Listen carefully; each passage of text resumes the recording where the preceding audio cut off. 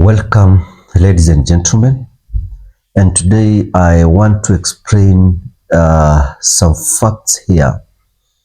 Why having Rigathi Gachagua, Kalonzo Musyoka, and Fred Matiang'i all running for president in 2027 will actually help President Ruto secure his second term.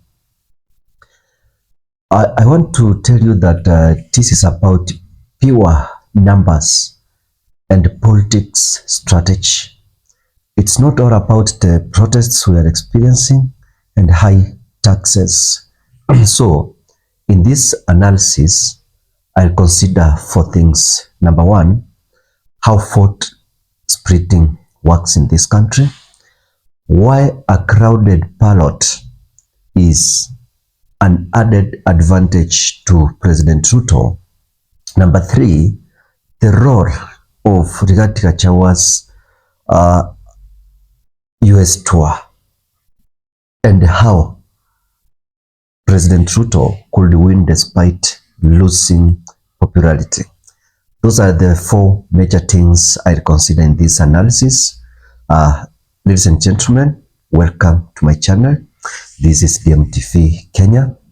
If you are new here, kindly take a moment, subscribe and turn on the notification bell, because here I speak the truth without fear.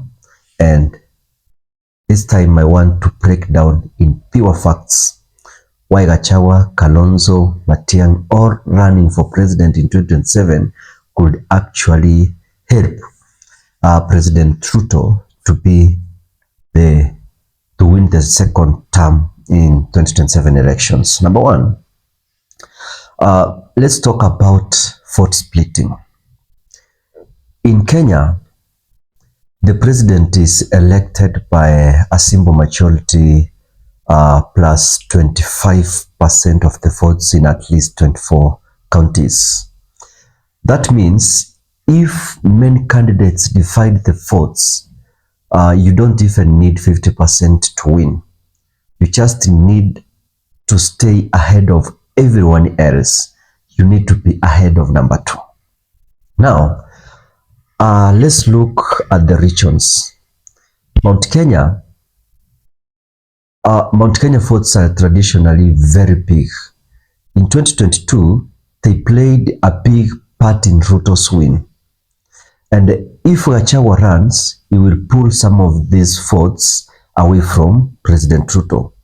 But not all. Ruto will still keep a significant portion because he's already established relationship and networks there. Kalonzo Musyoka controls parts of Ukambani, and if he runs alone, he takes votes that might otherwise go as a block to the opposition. That means whoever is running against President Ruto loses a big chunk of Eastern Kenya. And Fred Matiang'i appeals to Tekisi community and parts of Western Kenya.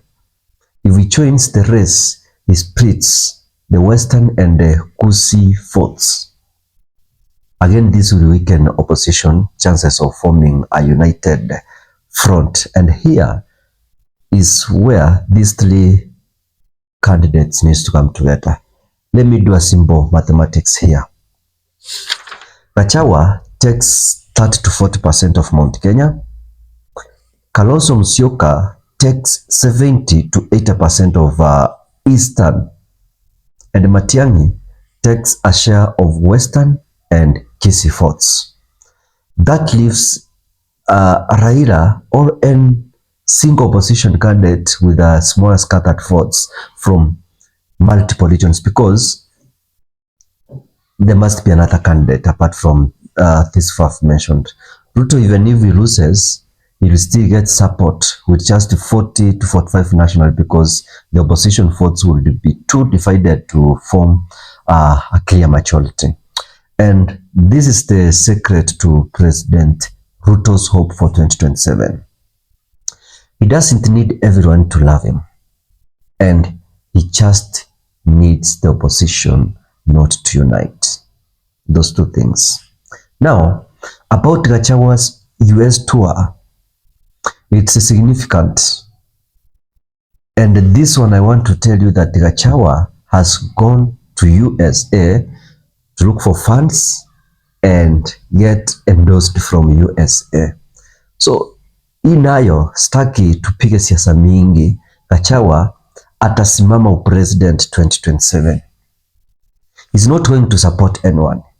Yeye mwenyewe sasa ameenda kutafuta financial support and being endorsed by US Kenyans who are living at United States. So if Gachagua, Kalonzo and Matiang'i all run, opposition votes split in at least 3 regions.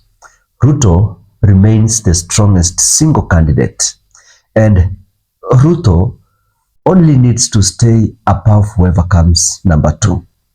That's why political strategists are saying that Ruto might secretly prefer many candidates in the race, because in Kenyan politics, a crowded ballot is the best defense for an incumbent. And let's remember one last fact. It's very expensive to run for president in this country. That one Fred Matiang'i has agreed. And many of these candidates might start campaigns but drop out when we are nearing to the 2027 election. So Ruto's team knows this. So even if Gachagua, Kalonzo and Matiang'i all announce bids, Ruto might negotiate alliances to stay ahead. So ladies and gentlemen, I want to ask you a simple question.